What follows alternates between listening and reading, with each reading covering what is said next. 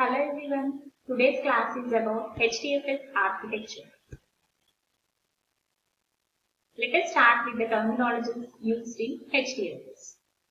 HDFS is a distributed file system. That means the files are stored across a cluster of computers. A cluster is nothing but multiple racks put together, and a single rack is nothing but a lot of computers put together which are individually termed as nodes. In HDFS, these nodes which store on data are known as data nodes. They act as a worker or slave node. Name node is the master node which is responsible for the management of files that are distributed across a cluster. Let us see how files are stored in HDFS. Files are broken into smaller chunks, also known as blocks. These blocks are then replicated. In this case, they are replicated by a factor of 3, which is a default multiplication factor of HDFS.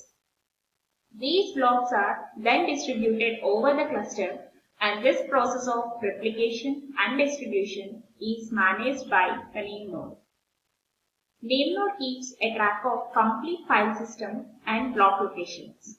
Suppose if one data node fails, name node would still be able to put the data together with a complete file with the help of replicas. If suppose a complete track fails, even then name node would be able to put the file together. Now let us understand the ideas behind HDFS. HDFS is designed to handle very large files, hundreds of MB, GB, PB and above. Data access is not with random read and writes. Write once and read many times is the best one for data analytics. HDFS is designed to use commodity hardware, but it is definitely not a cheap hardware.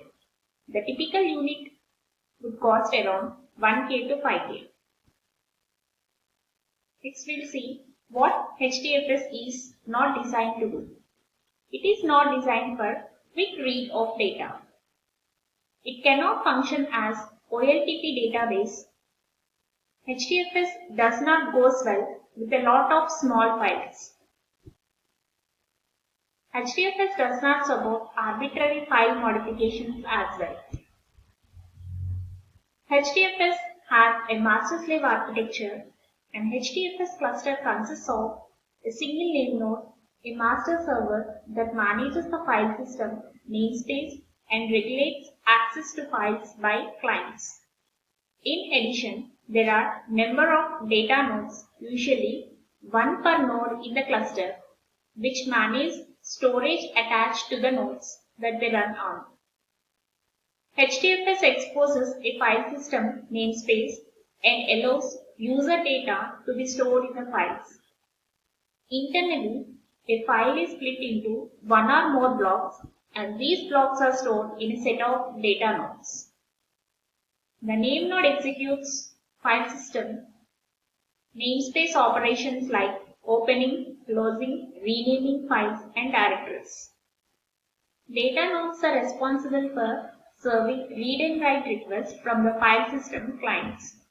They also perform block creation, deletion, and replication upon instruction from the name node.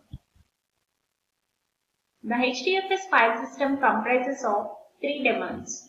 The first one is the name node, the second one is the data node, and the last one is the secondary name node. The HDFS file system works on the principle of master-slave architecture. The name node is the master node and the data node is the slave node. Within the Hadoop distributed file system cluster, there is a single name node and multiple data nodes. The name node is responsible for storing the Hadoop distributed file system's metadata. The metadata keeps track of all the files that are present within the Hadoop distributed file system. It stores the information related to the files such as the file name, what permissions the file has, to which user a file belongs to, and where the file is located. It also stores the information about what blocks of the file system are mapped to each file that is present within the HDFS. The data nodes are responsible for storing and retrieving the data as instructed by the name node. The data node stores multiple copies for each file that is present within the Hadoop distributed file system. Now, let us see about the role played by the name node in managing the file system metadata. We all know that each and every transaction that occurs on the file system is recorded within the edit log file. At some point of this time, the file becomes very large. At this point of time, if the name node fails due to corrupted metadata or any other reason, then it has to retrieve the image from the disk and apply all the transactions to it present within the edit log file.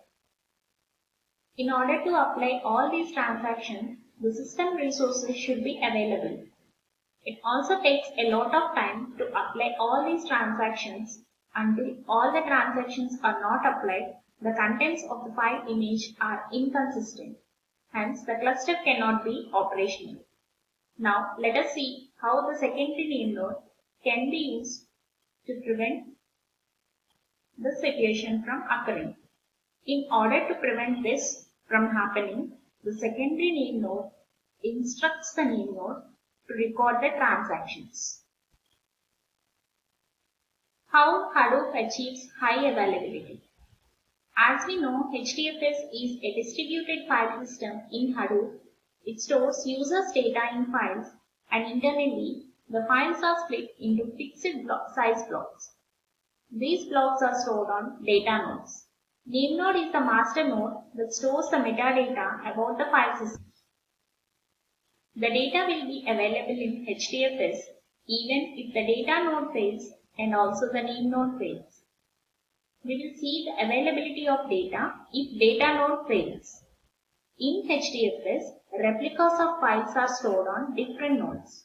Data nodes in HDFS continuously sends heartbeat messages to name node every second by default.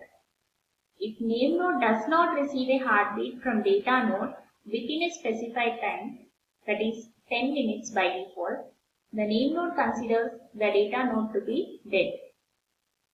Name node then checks for the data in the data node and initiates the data replication. Name node instructs the data nodes containing a copy of the data to replicate that data on the other data nodes. Whenever a user requests to access his data, name node provides the IP of the closest data node containing user data. Meanwhile, if data node fails, the name node redirects the user to the other data node containing a copy of the same data. The user requesting for data read accesses the data from the other data nodes containing a copy of data without any downtime. Thus, a cluster is available to the user even if any of the data node fails. The availability if name node fails. The Hadoop cluster consists of two name nodes running in a cluster is an active or passive configuration. So, if an active node fails, then a passive node becomes the active name node, takes the responsibility and serves the client request. HDFS block abstraction. Usually the HDFS block size is of 64 MB to 128 MB, and unlike other file systems, a file smaller than the block size does not occupy the complete block size worth of memory. The block size is kept so large so that less time is made in doing disk seeks as compared to the data transfer rate. It helps in fault tolerance and availability. It is easier to manage. The block size will be different when compared with the traditional file system. Use in HDFS is file system in user space. It is a simple interface for user space programs to export a virtual file system to the Linux kernel. Here we see the installation steps of Fuse. The first thing is download the Fuse client from the GitHub website and then extract the Fuse version and copy the Fuse version on each node, install the Fuse, and finally update your HDFS configuration. Coming to the answers to HDFS using command line interface, here some of the widely used commands in HDFS. The first one is copy a file from the local file system to HDFS. We use the command copy from local. This command copies file temp.txt from the local file system to HDFS. The second one is we can list the files present in a directory using ls command. The command to copy a file to the local file system to HDFS is copy to local command. The command to create a new directory is hdfs space dfs -mkdir.